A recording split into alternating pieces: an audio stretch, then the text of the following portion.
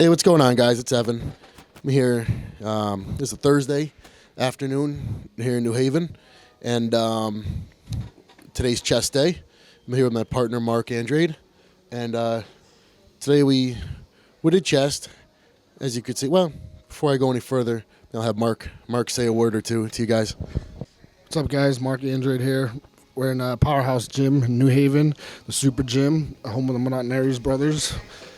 We did chest today. Lots of high-intensity reps. I'm sure you guys will like it. I feel like the fly movement is a great way to warm up as well. Stretching, I feel like it stretches out your muscles a lot more. It's a different kind of motion than the press. And I feel like you can control the weight and get more of a contraction, more of a stretch. And I feel like that warms you up more for the heavy reps down the road when we move on to flat and incline barbell.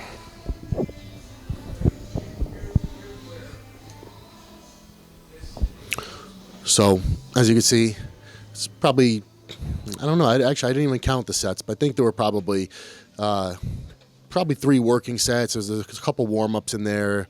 I think, we started light and worked our way up. At the heaviest, I think it was 80 pounds. And I think on the last set, we do a drop set. And that drop set on the flies is definitely really effective because, even if you're using, say, 80 or 90 pounds and then you drop down to, say, almost cut the weight in half.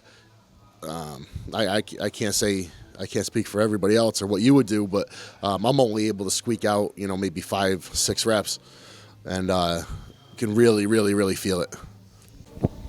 So after flies, we decided to come over and do some incline barbell bench.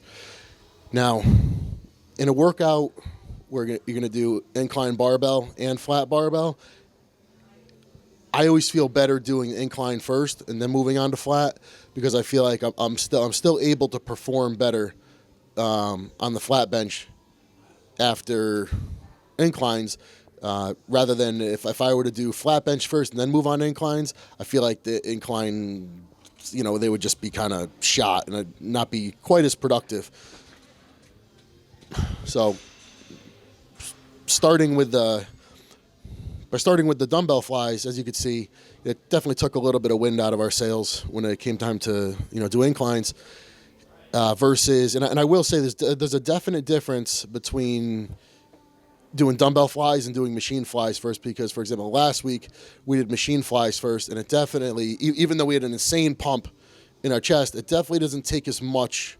It doesn't take as much out of you. It leaves a little bit more power for the pressing. But either way, I mean, it's both good. I mean, it's the name of the game is just beating it up. So I don't know how much it really matters. So we move on to incline barbell press. As you can see, I mean, we didn't get up into the area of 4 plates. 3 plates felt pretty heavy, and then by the time we added a quarter, it was more than enough, and only did it for 1 set. Probably if we did it for 1 more, I don't even think we would have got more than 4 or 5 reps because it just got heavy.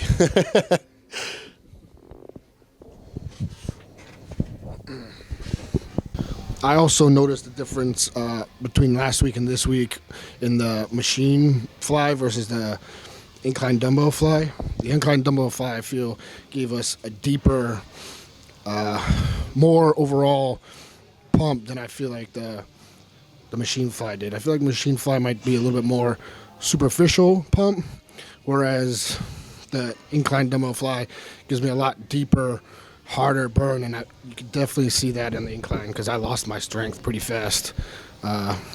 Usually we do those weights pretty easily, and this week we were just shot. Yeah, I think Marc used the perfect word, superficial.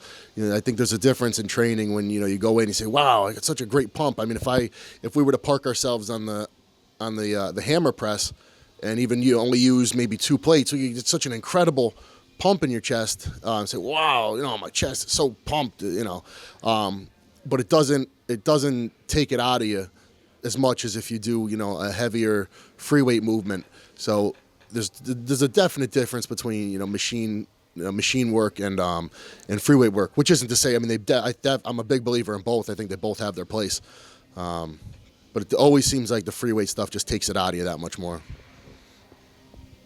So in the name of taking it out of you that much more, we decided to move on to flat barbell bench press, which I know a lot of guys are against it. For what it's worth, I don't have a King Kong chest or anything, but I'm still a big believer in flat barbell bench press. It feels like an effective movement to me. And again, the amount of weight that we're able to use is definitely cut down, having pre-exhausted and then do the incline barbell movement for a few sets to failure.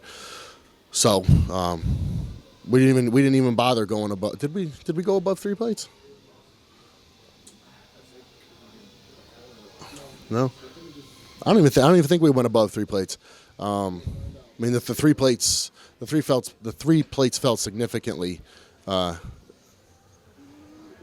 pretty heavy. And I know I certainly didn't feel a need to go above it, or that I could get it for sufficient reps where it would be productive.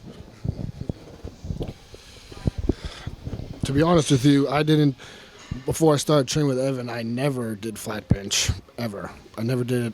I'd rather not risk it on my own, but ever since we started training together about 2 years ago, I've been incorporating more, and I feel like it's improved my chest all around.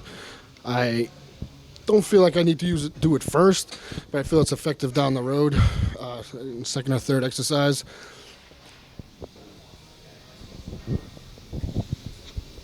Yeah, I think that flat bench, even though maybe it's not a great isolation movement, I think it's just a great upper body movement. Where you're gonna use your shoulders and your triceps, and you're gonna use your chest too. But there's nothing wrong with not just hitting your pecs. I mean, we're training chest, but we're also training our upper body as well, and just trying to just develop an overall powerful look in the upper body. After this, we'll move on. Decided to hit another fly movement, and this time it was just some cable flies, and we decided to do it as part of a superset with push-ups, which is a movement I like to do. It's it's not, there's no weight involved, it's just your body weight. But I feel like it's highly effective, and you have a great mind-muscle connection, and allows it as a finisher, and done in conjunction with cable flies. It feels like it just it finishes it off just right. On the last video we did with Jose, you could see that we did push-up superset with dips. And this week we switched it over to cable crossovers with push-ups, and I feel like there's a difference between both movements. I like the crossover. I feel like you get a good squeeze, more of a contraction, isolation, get the blood in there, and then finish it off with some deep, hard push-ups, and I feel like that works pretty well. Good way to finish off the body part at the end. I think, again, push-up being a movement that does, you do use your triceps, you do use your shoulders. I think after you burn out your chest with an isolation movement, I think it is really effective. And again, I think push-ups are great for your shoulders, for your tricep, and for your chest.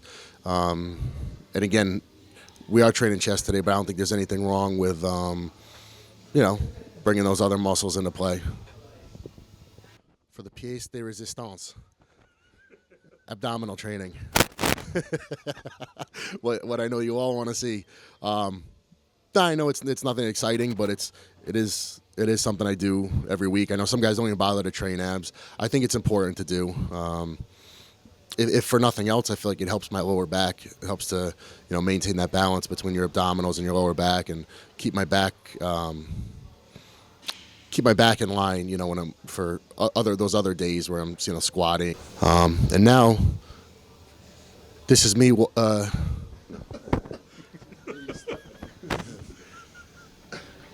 Hey guys, here I am doing the step mill.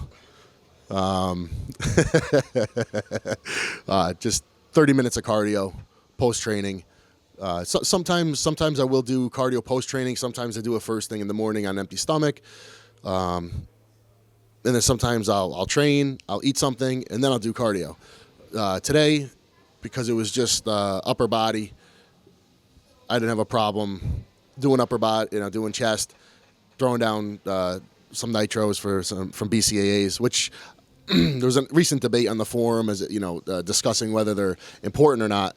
And personally, I think they're extremely beneficial, especially for a time like this where, okay, I had breakfast maybe at 9 a.m., go to the gym, workouts, hour and a half, and I'm not going to eat. So basically, if I eat my last meal at 9 a.m. and it's say 12:30, I'm doing cardio, I think it is really, really beneficial to have a significant dose of BCAAs, because I think it helps your recovery. It helps halt some breakdown, and I don't know, at least going according to what they say, it helps to shift that balance between burning muscle and switching you over to burning more fat.